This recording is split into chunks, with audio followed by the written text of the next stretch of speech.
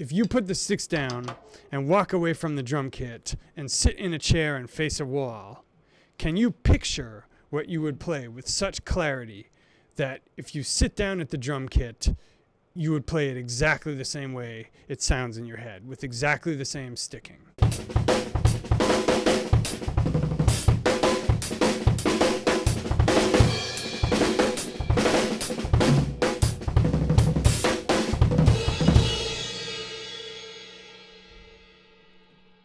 Holla. So, guys, guess where I am? I'm in Kaohsiung, Taiwan. And I'm here to record a lesson for you before I go back to the States. Because one of my favorite thinkers of all time, Winston Churchill, once said, I think it was at the depths of his despair in World War II when it looked like all was lost, he said, "Make sure and record your drum lessons before you're jet lagged, old chaps." Anyway, I just did this very presentation live about 3 times. So I want to do this presentation that I did for the Asia Clinics for you and do a condensed version.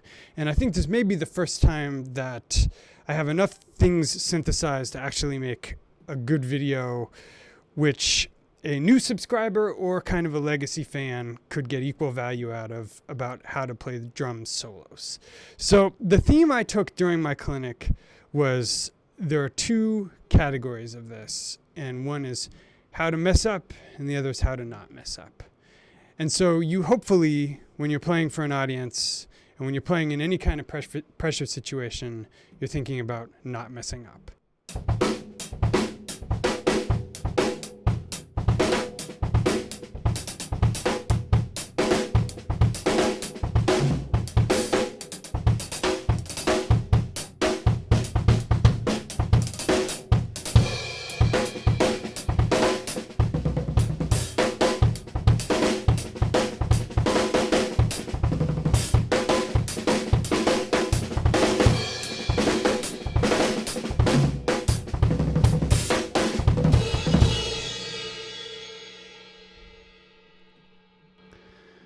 So one of the things I'm going to try to do for this lesson is do it with minimal cuts in playing, because of course when I was demonstrating it for the live audiences, I was demonstrating it while attempting to not screw up. So I would postulate to you that there are 2 mindsets we take when we practice. We go into the practice room, and the mindset that most often we take is how do we mess up?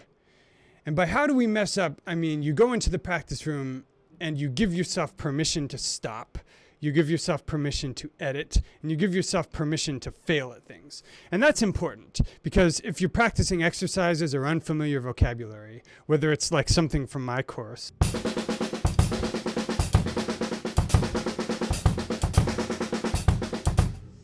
or whether it's some kind of crazy vocabulary you transcribed from Tony Royster or Thomas Pridgeon,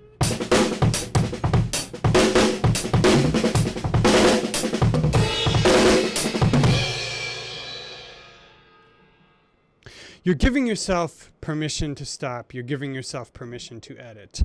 And if you want a compendium of exercises with rudiments and coordination and how do you build your vocabulary and how do you build more chops, check out any other video on the internet, or, if I may be so bold, check out the multitude of both free and paid videos I have, including, if you haven't started yet, the 80-20 roadmap, more info at the end of this lesson. However, in this lesson, I'm going to talk to you about how to practice improvisation, which is something that a surprisingly small number of drummers actually do, which is when you get in a pressure situation, how do you practice not screwing up, but still playing creatively? And to make this analogy, I want you to picture a building, a really big building, like an airplane hangar. Airplanes are on my brain because I've been on them for most of the last 2 weeks. And anything within that building is stuff that you're comfortable playing.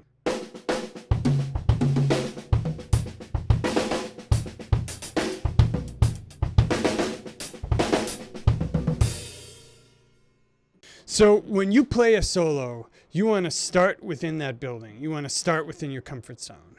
So there are basically two ways you can adjust that in the practice room. Number one is you can make your building bigger. And that's by practicing chops or exercises or extending your capacity, what John Riley calls headroom, which I think he borrowed from Henry Ford. The second, though, is you can practice staying within a flow state or a comfort zone with the licks you choose to deploy.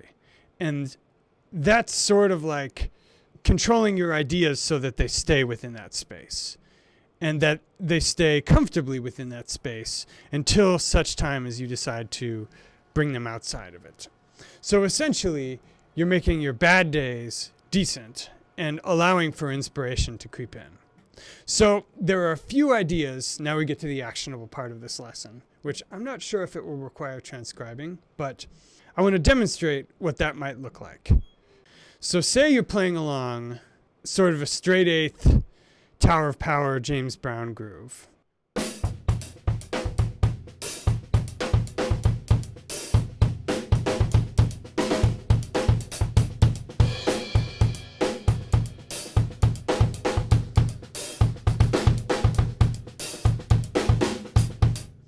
And then it's the give the drummer some part of the solo. So if you have in your head that you need to deploy the new Chris Coleman lick that you just learned this weekend, and it's not 100% within your wheelhouse, there's a good chance that you might mess up. Plus, you're playing from the left side of the brain, if that's even really still a concept. But what I would postulate to you is that when you're practicing not messing up, that you practice simple ideas and singable ideas. So let me demonstrate.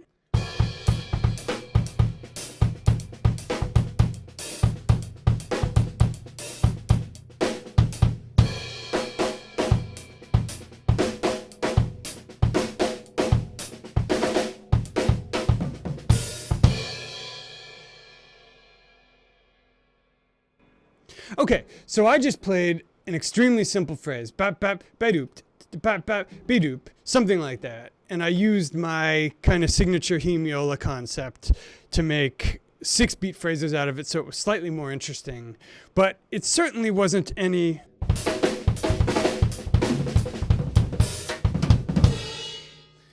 kind of Chris Coleman gospel chop stuff. And I think even Chris would tell you that until maybe the 4th or 5th break, he wouldn't even start like that. From those guys' perspective, they can do whatever they want. But even for them, it's still about starting with simple musical phrases and connecting with an audience and getting them on your side and then building a solo. And we're using that same concept to make sure that what we play is clear and easy to deliver.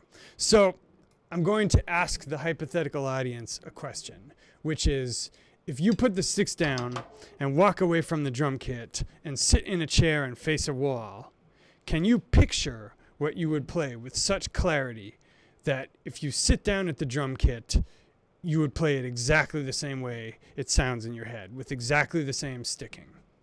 So let me just think of an example here that I'll think in my head. Now I'll play it. 3, 4.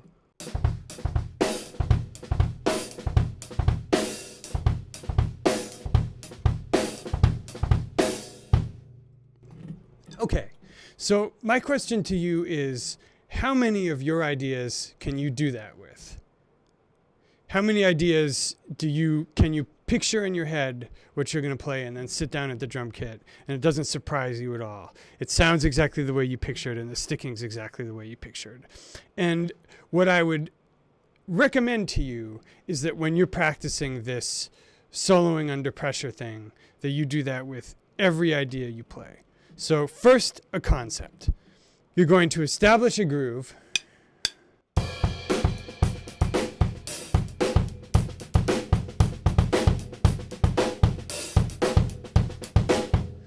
And then you're going to stop playing and you're going to picture what you're going to play in your head. Okay, so I just pictured it. Now I'm going to play it. 3, 4.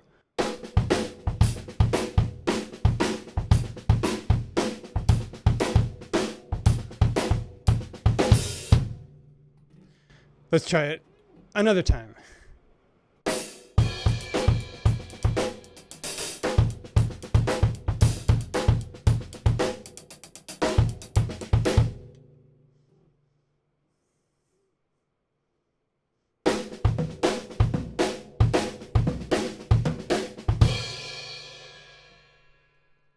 And by the way, that time my head started to run away with me and I started to hear something beyond my abilities and I tried to rein it back in. So you can do that for like 30 minutes a day. Literally just picture the thing you want to play and then try to play it on the kit and see how close to what you pictured what you actually play is. So the next stage for this is something that I go into greater detail about in my course, but it's essentially just setting the metronome up and giving yourself rules about how to improvise. So say you're playing in 4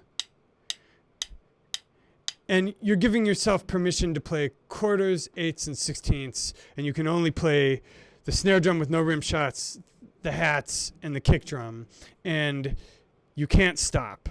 Whatever you do, you can't stop because the tape is rolling and they're going to submit whatever you play to the audition committee and you've only got one take.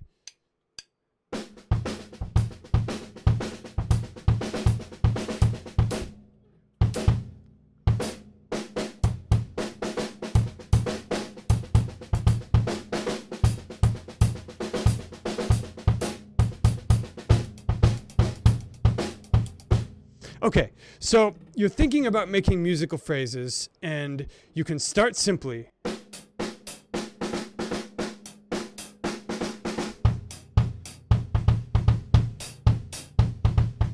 But the only rule is, just like before, you're playing only things that you're clearly picturing in your head. So you're staying exactly within your wheelhouse. So a couple of little variation devices you can use. One is dynamics.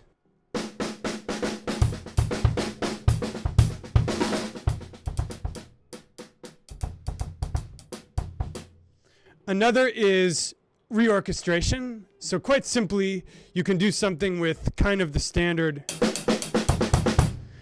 rock hand position, and that's usually very easy.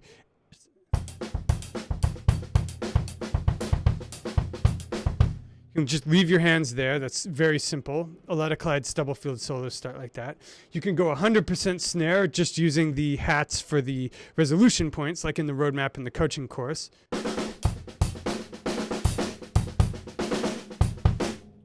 Or you can orchestrate to the hats and use hats as home base and emphasize accents and resolution points on the snare drum, again, the way it is in the roadmap and the coaching course.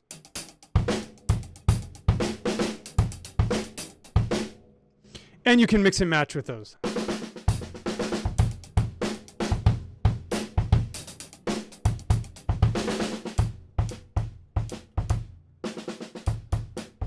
Etc. So next thing, you can add rim shots.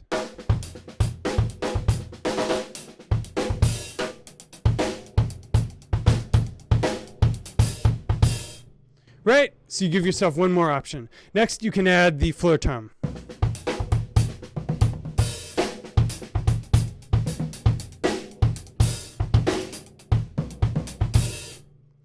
And you can continue adding things and taking things away. So essentially, you're rehearsing, improvising, but giving yourself constraints. And that will, number one, enable you to focus more on making phrases. And number two, require you to be more creative and think in phrases rather than just